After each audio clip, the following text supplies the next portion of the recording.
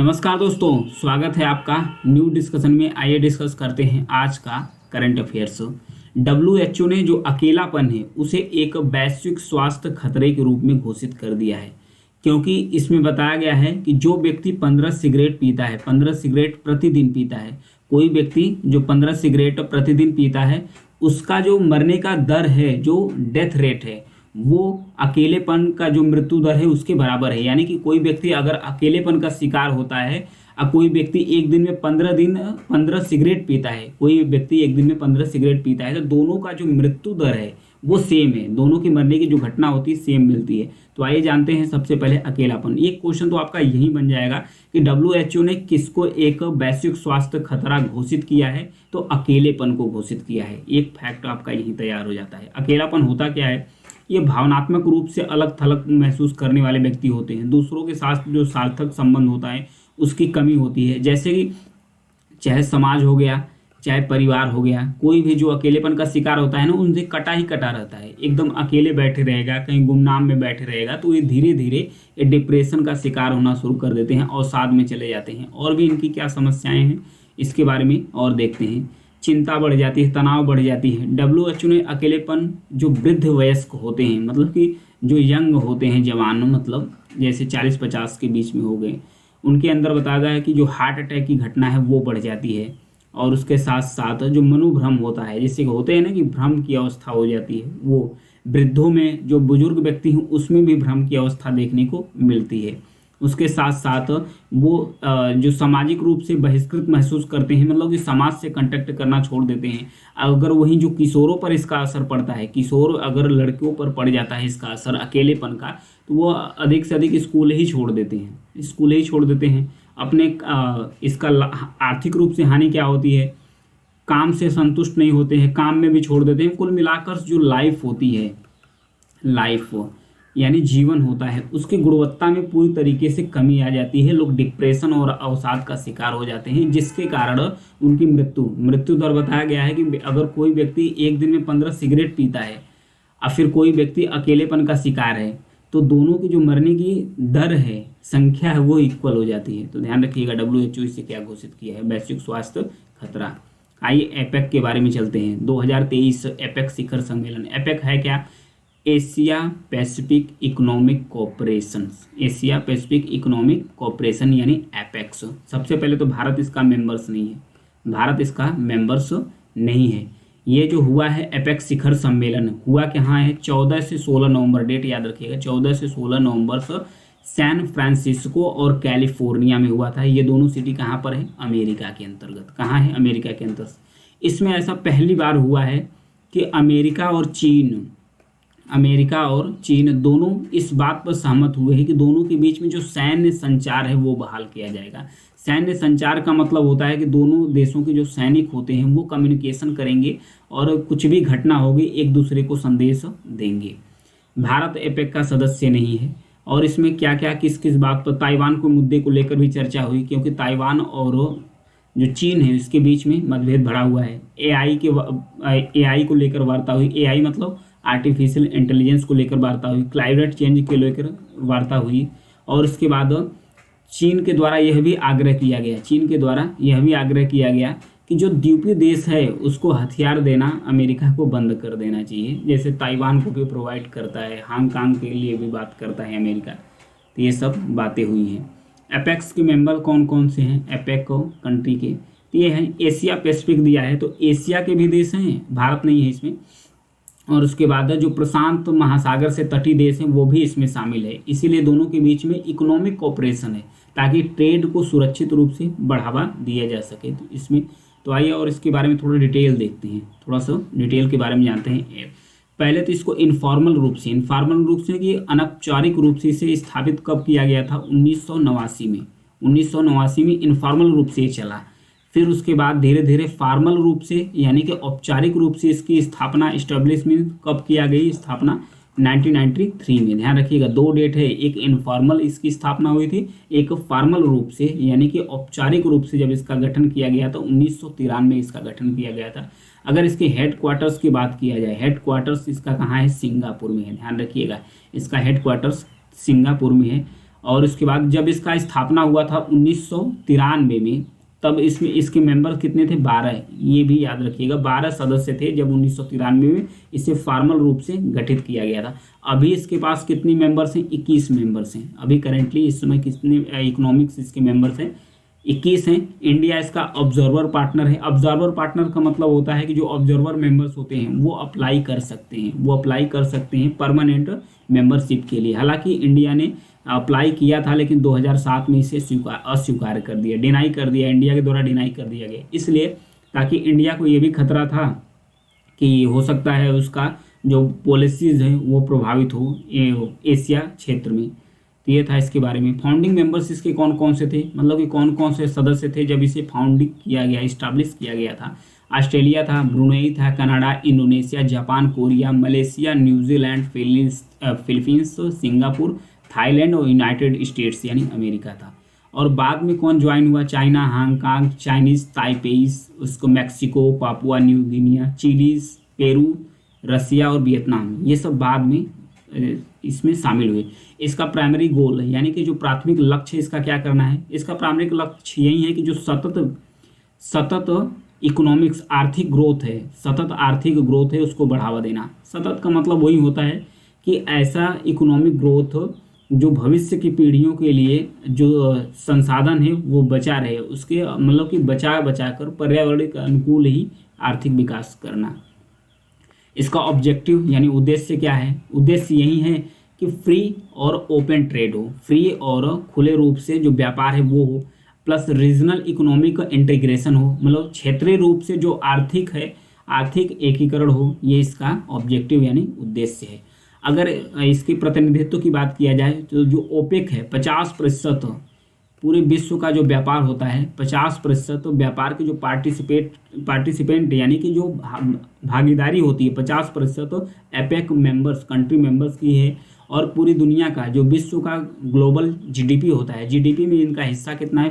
57%। यानी जो APEC country है उसका वर्ल्ड जीडीपी में अगर पार्टिसिपेशन की बात किया जाए तो 57% है। अगर ट्रेड की बात किया जाए तो 50% ट्रेड एपेक कंट्री के द्वारा ही किया जाता है। ये था इसके बारे में, इसका टारगेट और लक्ष्य के बारे में। आगे बढ़ेंगे। इनोवेशन हैंडशेक के बारे में दिया है। सबसे पहला फैक्ट तो ये बन जाएगा कि जो इनोवेशन हैंडशेक है किन दो देशों के बीच ये स्टार्ट किया गया है? तो अमेरिका है और संयुक्त राज्य अमेरिका, दो देशों के बीच में आधिकारिक तौर पर इसे लॉन्च किया गया है इनोवेशन हैंडशेक। तो ये इनोवेशन हैंडशेक है क्या? इसमें यही है कि दोनों देश द्विपक्षीय रूप से जो टेक्नोलॉजी है उसमें स्टार्टअप्स को बढ़ावा देना चाहते हैं, और दोनों के बीच में जो कोऑपरेशन है यानी सहयोग है उसको बढ़ावा देने के लिए इसे स्टार्ट किया गया है।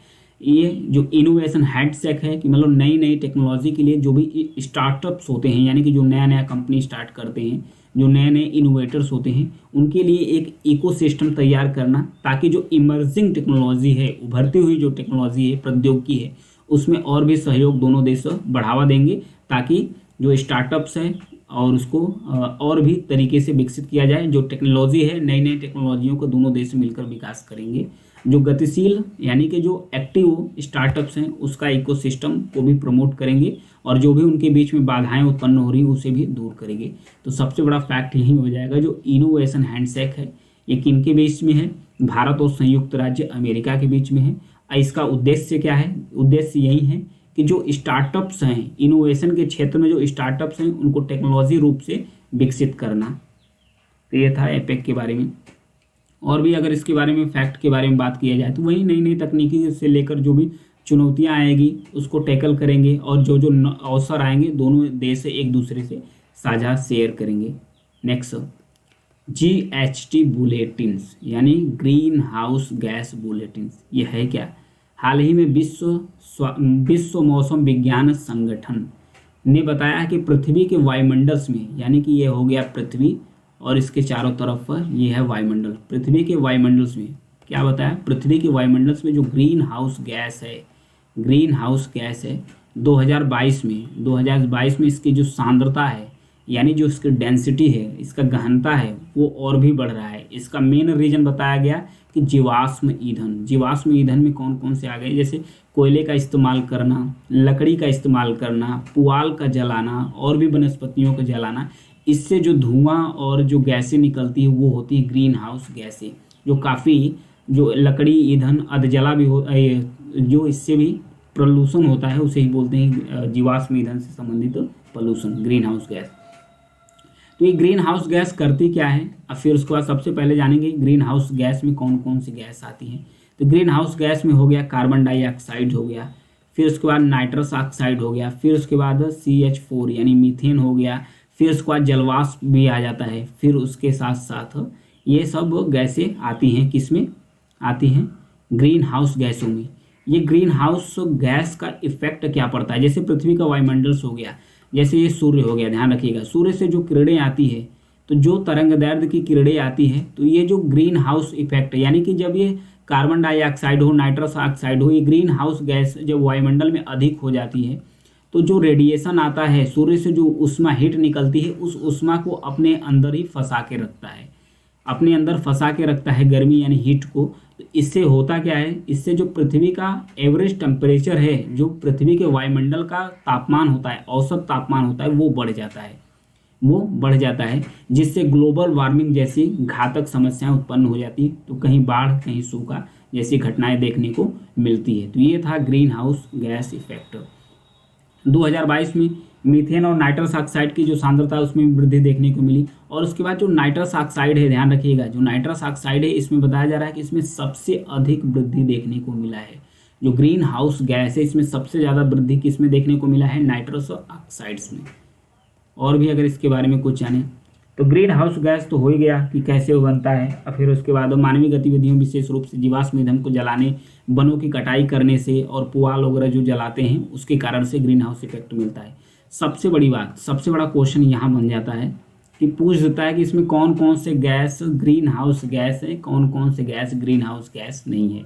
तो carbon dioxide green house gas है, मीथेन ग्रीन हाउस गैस है, nitrous oxide green house gas है, जलवाष्प ग्रीन हाउस गैस है, ओजोन भी, ओजोन ध्यान है, ओजोन दो ठो है, एक तो संताप मंडल में होता है ओजोन O3, ये तो जो अल्ट्रावायलेट किरणें होती हैं उसको रोकता है, तो ये तो गुड ओजोन है। एक जो क्षोभ मंडल में होता है, एक जो क्षोभ मंडल में होता है पृथ्वी से जो 12-15 किलोमीटर के रेंज में होता है क्षोभ मंडल, उसके अंदर जो ओजोन बनता है ये काफ़ी खतरनाक होता है, ये काफ़ी खतरनाक होता है, यानी कि ग्रीन हाउस इफेक्ट देखने को इसमें मिलता है। जो क्लोरोफ्लोरोकार्बन्स है ये भी ग्रीन हाउस गैस है, ये फैक्ट इंपॉर्टेंट है, याद रखिएगा। नेक्स्ट बढ़ेंगे, इग्ला-एस मिसाइल सिस्टम के बारे में दिया है। ये मैन पैड्स है, यानी कि मैन पोर्टेबल मिसाइल सिस्टम है। हाल ही में रूस एक प्रस्ताव पास किया है, रसिया के द्वारा एक प्रस्ताव पास किया गया है। प्रस्ताव यह था, रूस ने घोषणा की है इस प्रस्ताव का कि जो Igla-S man pad, man portable और वायु रक्षा प्रणाली सिस्टम है, ये भारत को देगा और किसी देश को दे न दे, लेकिन योजना बनाकर एक घोषणा कर दिया है रूस को कि जो भारतीय सशस्त्र बल है उसको ये देगा। तो इसकी खासियत के बारे में जानेंगे। खासियत इसकी यही है कि मैन पैड मतलब होता है कि मैन पोर्टेबल्स की एक सैनिक, एक व्यक्ति इसको अपने कंधे पर रखकर एक स्थान से दूसरे स्थान पर ले जा सकता है और इसको कंधे पर रखकर ही इसे लॉन्च कर सकता है, कंधे पर रखकर ही किसी विमान या दुश्मन की जेट को डिस्ट्रॉय कर सकता है। ये है इसकी खासियत। इसकी और भी खासियत की अगर बात किया करें, जो इग्ला-एस है 6 किलोमीटर के रेंज में, ध्यान रखिएगा 6 किलोमीटर के रेंज में अवरोध पैदा करता है। कोई भी मैन इसको अस्थायी रूप से यहाँ पर लेकर खड़ा है, 6 किलोमीटर के रेंज में कोई भी अगर दुश्मन का जेट हो, मिसाइल हो, कुछ भी आता है तो ये कंधे से ही लॉन्च करके उस मिसाइल को डिस्ट्रॉय कर सकता है। यानी कि यह सतह से हवा में मार करने वाली एयर डिफेंस सिस्टम है इग्ला-एस, ये रूस के द्वारा लॉन्च किया गया है। इसे छोटे सैनिक दल द्वारा ले जा सकता है, फिर उसके बाद एक सैनिक भी इसे ले जा सकता है। इसकी खासियत यही है कि आप इसे पहाड़ी पर भी ले जा सकते हैं, क्योंकि एक व्यक्ति द्वारा ले जाया जा सकता है पहाड़ी से, किसी गड्ढे में, खंती में, कहीं से भी आप इसे ले जाकर लॉन्च कर सकते हैं। आपके लिए काफ़ी हेल्पफुल है। जहां आपकी एयर जेट नहीं जा सकती, जहां आपका टैंक नहीं जा सकता, वहां आप इसे ले जाकर जा सकते हैं। किसी भी गड्ढे में, किसी भी छुपे हुए स्थान में बैठ के आप इसे लॉन्च कर सकते हैं। किसी भी एयर मिसाइल, किसी भी सैनिक, दुश्मन के किसी भी अटैक को आप यहाँ से टारगेट कर सकते हैं। इसके अंदर एक टेक्निक लगी होती है जिसका नाम है इंफ्रारेड होमिंग गाइडेंस सिस्टम लगा होता है। इसकी खासियत क्या है? खासियत इसकी यही है कि अगर दुश्मन का कोई भी जेट हो, कोई भी विमान अगर आ रहा है तो उसको पहले ही ये पता चल जाता है, इसकी लोकेशन पता चल जाता है कि ये किस लोकेशन पर है। उसी हिसाब से इसमें मिसाइल दागने से उसे डिस्ट्रॉय कर सकता है। तो ये है इसकी खासियत इगला एस की। नेक्स्ट सोमालिया के बारे में देखेंगे, सोमालिया चर्चा में क्यों आ गई है। सोमालिया में अल नीनो के कारण, ध्यान रखिएगा, अल नीनो प्रभाव के कारण जो इंडियन ओशन डाइपोल बनता है, इंडियन ओशन डाइपोल पॉजिटिव के कारण भारी बारिश हुई है। भारी बारिश के कारण भीषण बाढ़ आ गई है, भीषण जो बाढ़ होती है बाढ़ की में वृद्धि हो गई है, जिससे संयुक्त राष्ट्र द्वारा सदी में एक बार होने वाली घटना करार दिया है। ध्यान रखिएगा, क्वेश्चन एक तो यही बन जाएगा, हाल ही में किस घटना को संयुक्त राष्ट्र द्वारा सदी में एक बार होने वाली घटना करार दिया है। तो ये जो मौसमी यानी कि अल नीनो और हिंद महासागर इंडियन ओशन डाइपोल्स के कारण जो सोमालिया में भारी बारिश और बाढ़ आया है, उसे ही संयुक्त राष्ट्र द्वारा सदी में एक बार होने वाली घटना करार दिया है। तो आइए जानते हैं, सबसे पहले तो जानेंगे एल नीनो के बारे में, उसके बाद जानेंगे इंडियन ओशन डाइपोल पॉजिटिव क्या होता है, निगेटिव भी देख लेंगे और सोमालिया को भी देखेंगे। यहाँ पर आइए, ये है पहले तो अल नीनो प्रभाव के बारे में देखते हैं। एल नीनो का जो प्रभाव होता है वो क्या होता है, इसके बारे में जानेंगे। देखिए नॉर्मल कंडीशन में होता क्या है, नॉर्मल कंडीशन में यहाँ पर देखिए, ये है अमेरिका महाद्वीप का तट है, ये है पश्चिमी साउथ अमेरिका, ये है नॉर्थ अमेरिका, इसका तट है। नॉर्मल कंडीशन में जो व्यापारिक हवा होता है वो अमेरिका महाद्वीप से कहाँ चलता है, एशिया की तरफ जाता है नॉर्मल कंडीशन में। वहीं जब ग्लोबल वार्मिंग की समस्या जब एल नीनो की घटना बढ़ जाती है, तो यही जो अमेरिका महाद्वीप है, या खास करके जो साउथ अमेरिका है, इसका जो पेरू का तट है ये गर्म हो जाता है एल नीनो के कंडीशन में। ध्यान रखिएगा, ये गर्म हो जाता है, तो जो गर्म होता है तो इसकी जो वाष्प होता है, वाष्प की तरह जल वाष्प बनकर ऊपर उड़ना शुरू करता है। तो यहाँ का जो पानी है, यहाँ का जो वाटर्स है, ये गैप यहाँ पर हो जाता है। तो जो वही व्यापारिक पवन जो अमेरिका महाद्वीप से एशिया की तरफ घूमती है, तो यही जो हवा होती है ये पछुआ पवन के रूप में एशिया से अमेरिका महाद्वीप की तरफ चलना शुरू कर देती है। तो इस कंडीशन को कहते हैं एल नीनो। इसका प्रभाव क्या पड़ता है, तो इस तटीय रीजन में तो भारी बारिश होती है, लेकिन एशिया में इसका सूखा देखने को मिलता है, एशिया में सूखा का कारण देखने को मिलता है। लेकिन वहीं जो इंडियन ओशन डाइपोल पॉजिटिव हो जाता है, तो भी जब इंडियन ओशन डाइपोल पॉजिटिव होता है तो ये हिंद महासागरीय, एल नीनो प्रशांत महासागरीय घटना है। ध्यान रखिएगा, ऐसे भी क्वेश्चन बन जाता है। जो एल नीनो है प्रशांत महासागरीय घटना है, प्रशांत महासागरीय घटना है। जो इंडियन ओशन डाइपोल वो हिंद महासागर में घटता है। अगर इंडियन ओशन डाइपोल पॉजिटिव होता है तो अरेबियन सागर के तट की तरफ होता है। अगर वो निगेटिव होता है तो वो कहाँ पर होता है, बे ऑफ बंगाल में, बे ऑफ बंगाल की तरफ में होता है।